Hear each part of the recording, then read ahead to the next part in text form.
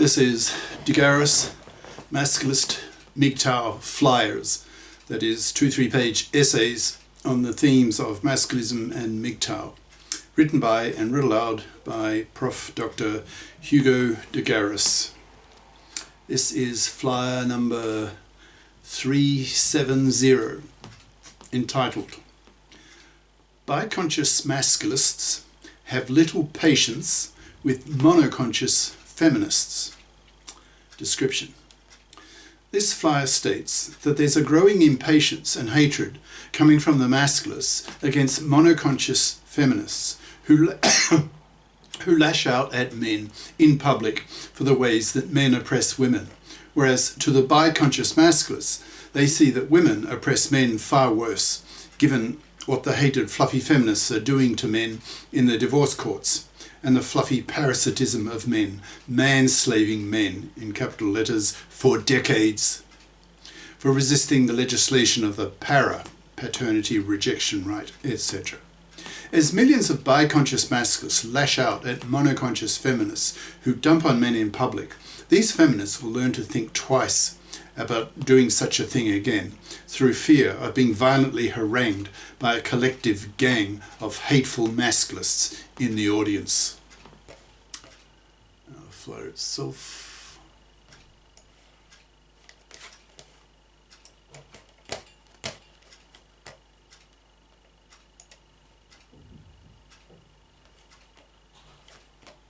Too big.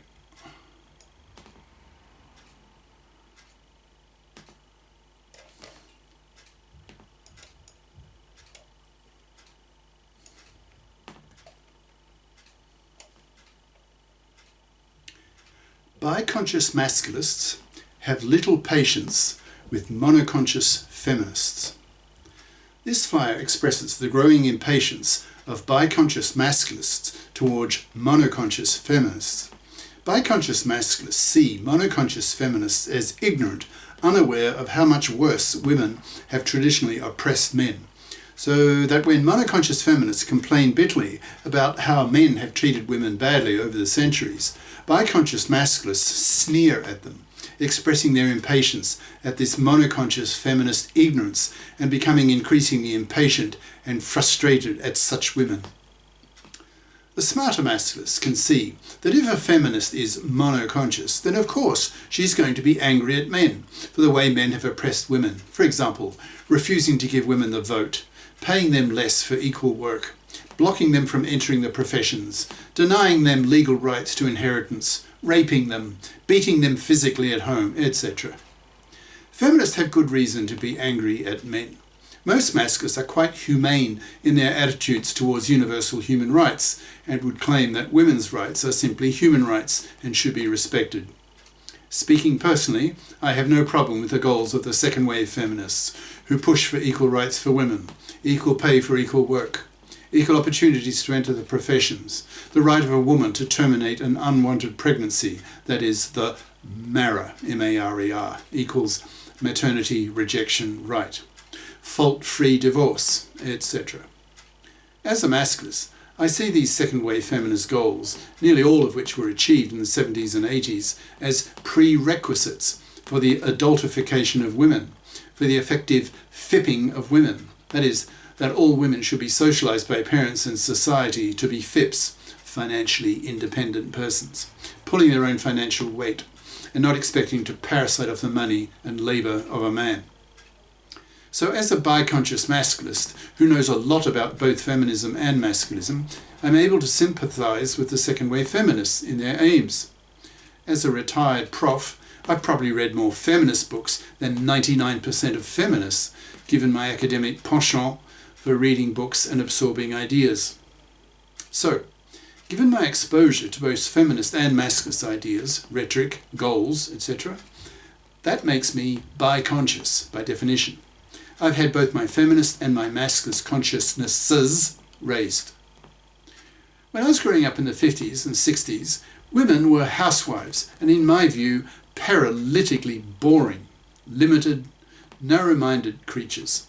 I had a low opinion of my own mother and of the mothers of my school friends. So when second-wave feminism started getting off the ground in the late 60s, I was more than interested because I hoped that this new ideology that was changing women so radically, getting them out of the home, where they were boring themselves silly in the suburbs with their household gadgets, their university educations, their contraceptive pills, and their 0, 1 or 2 kids in most cases. Women were pouring into the workplace, one of the major social revolutions in all of history. I was excited because I was hoping that I might be able to share my intellectual passions of math and physics with women if they threw away their intellectual laziness and bothered to study STEM fields. That's science, tech, engineering, math. I relished the idea of being able to share the main focus of my life with a woman, using my own mother as an anti-model. So I started building up a collection of feminist books, absorbing their ideas, hoping that these new ideas would turn women into scientists and mathematicians, so that I could share my brain with the woman I penis. Some years later, in my first marriage, I did not question the idea of having kids. It seemed at the time as natural as breathing, unquestioned. So once my first kid was growing in my first wife's womb, it only then really hit home to me that my life would be changed. I'd have to become a manslave to my fluffy wife, who had not bothered to get a career-competent education, so that her salary-earning capacity would be comparable to mine. So almost inevitably, we were locked into the traditional gender roles, with me the breadwinner and she at home looking after a very demanding small baby. It was only then that I really started thinking hard, not about the female role as critiqued by the feminists, but about the male role as critiqued by, well, nobody. There was no masculist movement then, which meant that I felt I had drifted into the fatherhood role rather blindly. I felt resentful that society did not teach young men the severe implications of fatherhood, of being forced to give up one's previous preoccupations to become a manslave to a woman so she can stay at home to raise effectively her child, because she had full-time contact with it, whereas the man was out the door earning the money, often doing something, true in my case, that was boring, soulless, but at least earned good money to keep the whole family afloat financially. I balked at the fact that there was no masculist movement in the 70s, equivalent in radicality to the feminist movement. So I set out to create a masculist ideology, coining the term masculist, which is so obviously the male equivalent of the term feminist, and used my knowledge of feminism as a model for a comparable social movement for men. Some 4 decades later, I've now nearly 400 masculist flyers, that's short essays, to my name, which have all been videoed and put up on multiple platforms so as to protect them from feminazi censoring, for example, as on YouTube. I'm now in a position to sprout masculist slogans, ideas, rhetoric as readily as I could 40 years ago with feminist slogans, ideas, rhetoric. However, masculism is really only getting off the ground now, so that not only are most men ignorant of masculist ideas, nearly all women are too, including 99+% of feminists. Hence, by definition, feminists are almost exclusively monoconscious. They are not biconscious. They have not had their feminist and their masculist consciousness raised. They are one-sided, gender-biased. They are angry at men for the reasons given above, but know nothing about masculism and how women oppress men. And they certainly do not know that women oppress men far worse than vice versa, because they have not had their masculist consciousness raised. Most feminists have not yet exposed themselves to masculist ideas and rhetoric. In fact, the masculists have a harder time in getting their message out than the feminists ever did, because society and the media have so pushed the feminist idea that male criticism of women is male chauvinism and taboo, that the very legitimate claims of the masculists are having a hard time penetrating the media barrier to spread masculist ideas to the masses, to the millions, the billions. But the tide is now turning. We now live in the age of the internet, with broadband speeds sufficient to allow individual men to upload their videos to the world that express their personal opinions and experiences. A worldwide collective men's movement is now growing strongly, so that the feminist one-sided gender bias that gender oppression is a one-way street is in the process of breaking down. The time is now right for millions of masculists and MGTOWs to lash out. In brackets, MGTOWs, that's MGTOW, MGTOWs, equals men going their own way.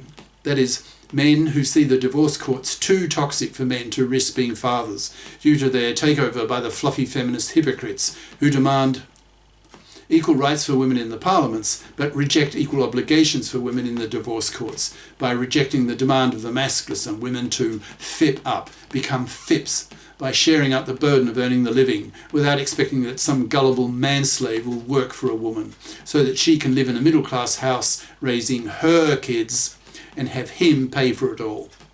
These fluffy feminist hypocrites then expect that when they get bored with their 41st penis husband, in brackets, statistics show that the average Western woman, thanks to the influence of the pill and feminism, has had some 40 different penises in her by the time she is 30, in brackets.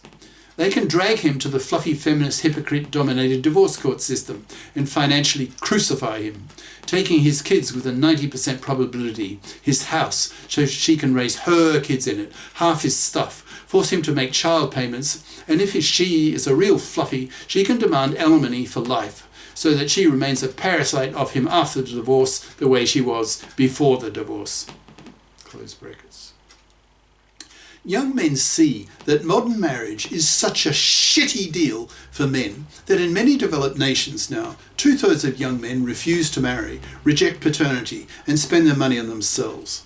There is real anger and hatred coming from millions of men against the fluffy feminists in all their hypocrisy in their divorce courts. This is the end of part 1.